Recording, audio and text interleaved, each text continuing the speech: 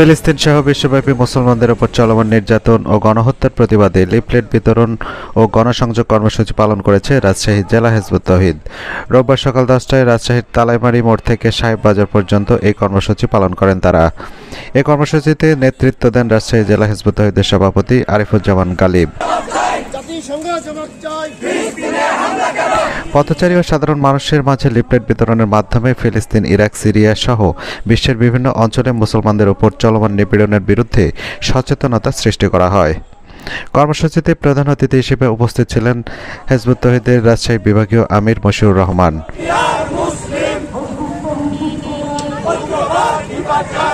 এ সময় তিনি বলেন, মুসলিম জাতিকে কালেমার ভিত্তিতে ঐক্যবদ্ধ হতে হবে।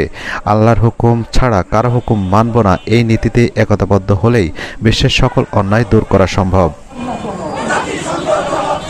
নাটোর জেলা হিজবুত তৌহিদের সভাপতি আব্দুস সবুর খানের সঞ্চালনায় এ সময় বক্তব্য রাখেন রাজশাহী বিভাগীয় সহকারী আমির আশেক মাহমুদ, নাটোর আঞ্চলিক আমির আনিসুর রহমান সাকিব, জয়পুরহাট জেলা আমির মাসুদ রানা চৌধুরী সহ অন্যান্যরা।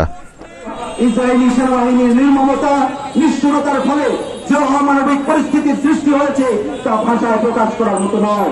আজকে বিশ্বের বিভিন্ন অঞ্চলে মুসলমানরা নিপীড়িত, নির্যাতিত, যেমন ফিলিস্তিনের গাজা উপত্যকায় আজকে গত 1.5 বছর যাবৎ যে নৃশংস হত্যাযজ্ঞ চলছে।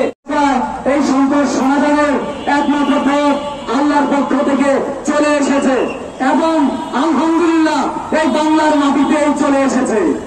আমাদের কাছে আল্লাহর মনোনীত, আল্লাহর সাহায্য প্রাপ্ত চলে এসেছেন। নাম্বার 3 হচ্ছে আমাদের জীবন এবং সম্পদ, আমাদের যা আছে তাই নিয়ে এই দাজ্জালীয় অপশক্তির বিরুদ্ধে লড়াইয়ে নামতে হবে। আপনারা কি প্রস্তুত? গভীর ষড়যন্ত্র হয়েছে এই বাংলার মাটিকে ইরাক, সিরিয়া, আফগানিস্তান, গাজার মতো পরিস্থিতি করার জন্য গভীর ষড়যন্ত্র চলছে। আমরা যদি ঐক্যবদ্ধ না হই, আমরা যদি ডিসিপ্লিন না হই, আমরা যদি একজন নেতার পিছনে ঐক্যবদ্ধ না হয়ে সংগ্রাম না করি, তাহলে আমাদেরকেও ফিলিস্তিনের ভাগ্য বরণ করতে হবে। কিন্তু আমরা সমস্ত পৃথিবীতে আজ অন্যায় অবিচারে ভরে গিয়েছে।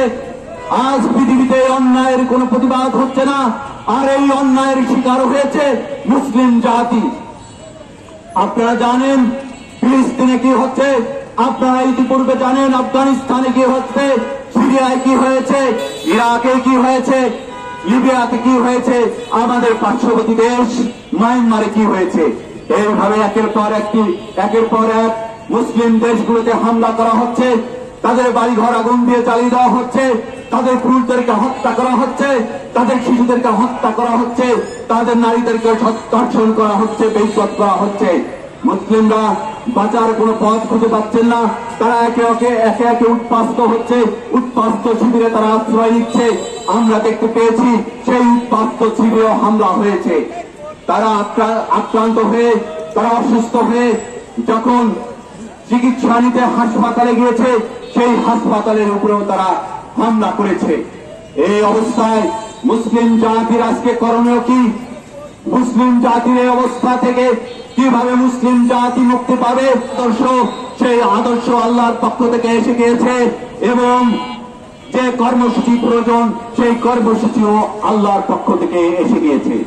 আজকে যদি আমরা সেই মহামানবের আহ্বানে তৌহিদের ভিত্তিতে ঐক্যবদ্ধ হয়ে এখন তার এই আহ্বানে আপনারা সাড়া দিবেন কি দেবেন না সেটা আপনাদের ইচ্ছা।